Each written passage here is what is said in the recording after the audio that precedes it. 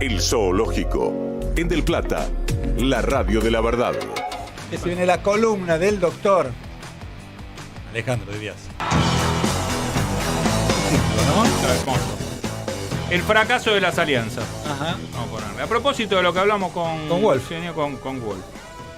Vos fijate que desde...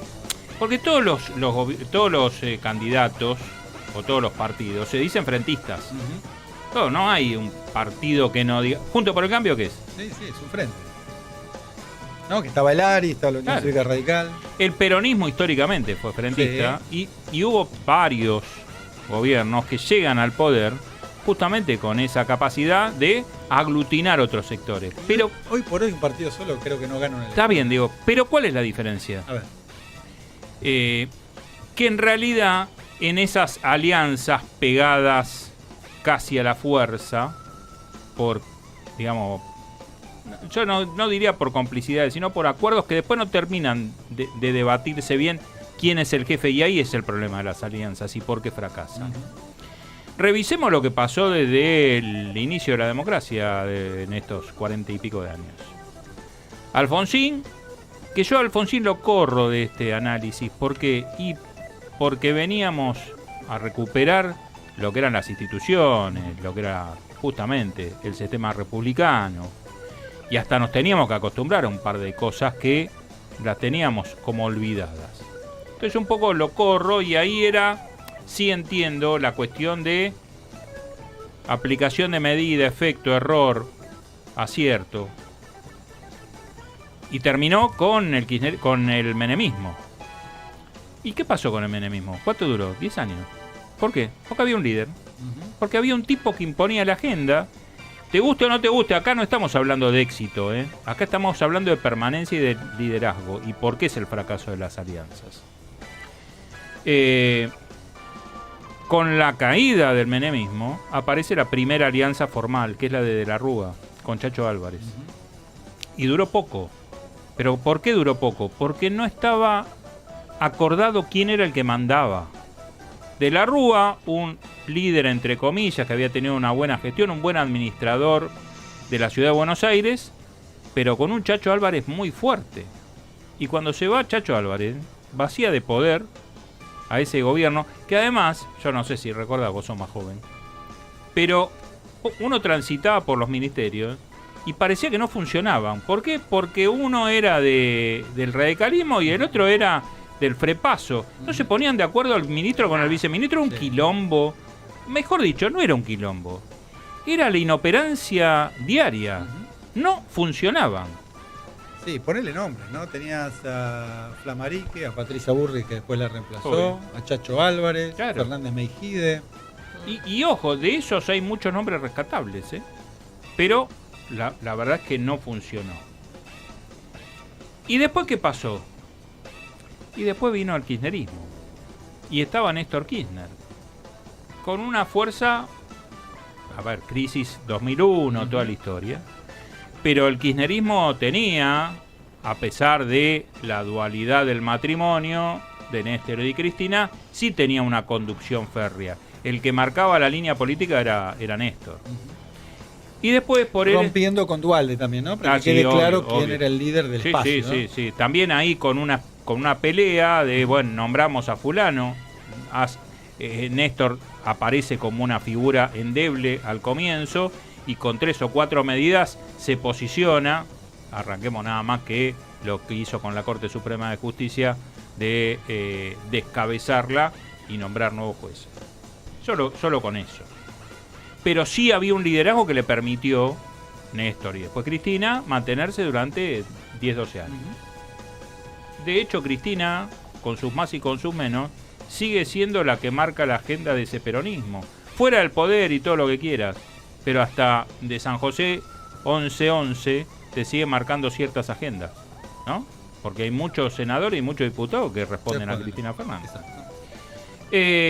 Y después vino Mauricio Macri con esa alianza que decimos. Ahí, si bien Macri es un líder, también tuvo ciertos roces. ¿Por qué? Y porque te rayaban el auto, ¿viste? Elisa Carrió en algún momento, ¿no? Algunos que estaban por ahí te generaban algún ruido.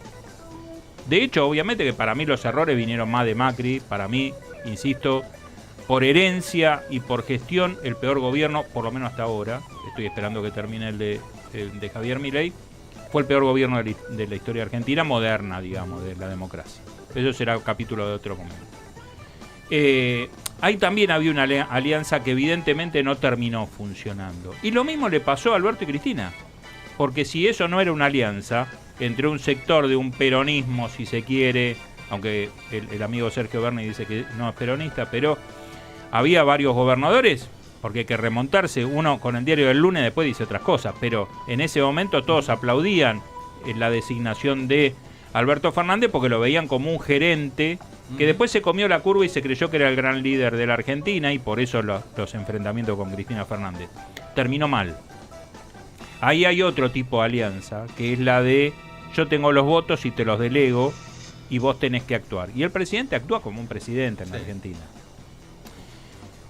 ¿Todo esto para qué? Tenía el antecedente de Néstor, de que no quería ser el chirolita de Duhalde, pero creo que Alberto no quería ser el chirolita de Cristina, pero no tenía territorio, claro, no tenía espacio propio. No, y además no tomó determinaciones, no tomó decisiones de fondo. Bueno, vos ayer contaste un chiste de Santilli, que a todo decía que sí, ¿no? Claro. Un chiste machista que sí, ¿no? Hubiese tenido... Si fuese mujer hubiese tenido 18 o 19 hijos. Bueno, me pasa que con Alberto también, ¿no? Pasaba un poco eso. Sí. Era como que a todos les decía más o menos lo que quería y no se quería pelear con nadie. Claro. Pero no se puede gobernar así. Es difícil gobernar así en la Argentina. Es muy complejo. Pero así como le pasó a Néstor, que rompe con Duhalde a fuerza de determinadas medidas, no lo hizo Alberto Fernández, por ejemplo, con el caso Vicentín. Mira cuánto hubiese cambiado la percepción de ese tibio Alberto Fernández si hubiese dicho expropiamos Vicentín para ponerla como empresa emblema de las agroexportaciones argentinas. Solo con eso, y no enamorándose de sus clases en la pandemia, hubiese cambiado radicalmente su posición, con disculpa del apelativo radical, ¿no?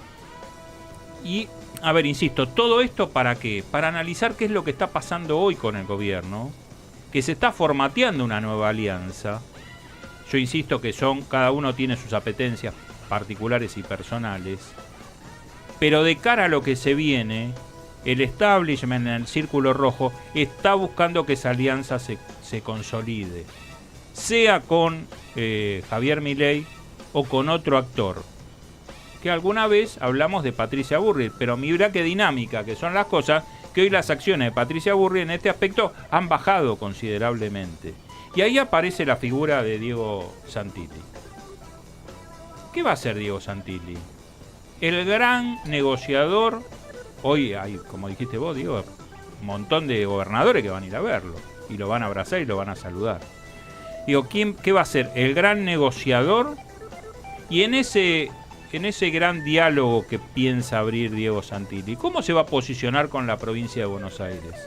En la que él quiere ser candidato a gobernador.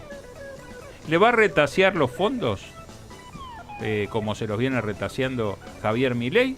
¿O va a decir que le corresponde cierto dinero, porque es lo que él va a tener que tener para después poder gobernar como corresponde? Que eso le favorezca en esta coyuntura a Kicillof. Bueno, esos son los grandes interrogantes de cuando se gobierna. Ahí está el nudo de cómo se va a negociar, de cómo se va a discutir la política en este año y medio que le queda a Javier Milei. Pero no solo por Santilli negociando, sino por si se formatea, insisto con el adjetivo, si se forma una nueva alianza, o Javier Milei sigue tirando insultos contra, por ejemplo, Mauricio Macri, que hoy tendría que ser el vínculo directo para que esa derecha siga gobernando la Argentina. Bueno, son los interrogantes que vamos a tener de acá. Hoy corro un poco al peronismo de esto, y tiene otros quilombos.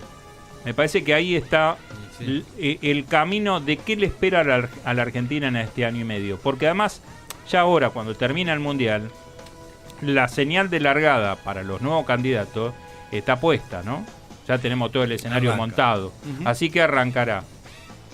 ¿Es el fracaso de las alianzas? Bueno, Javier Milei y la derecha argentina tendrán un nuevo desafío a ver si en este caso funciona o no. El Zoológico, en Del Plata, la radio de la verdad.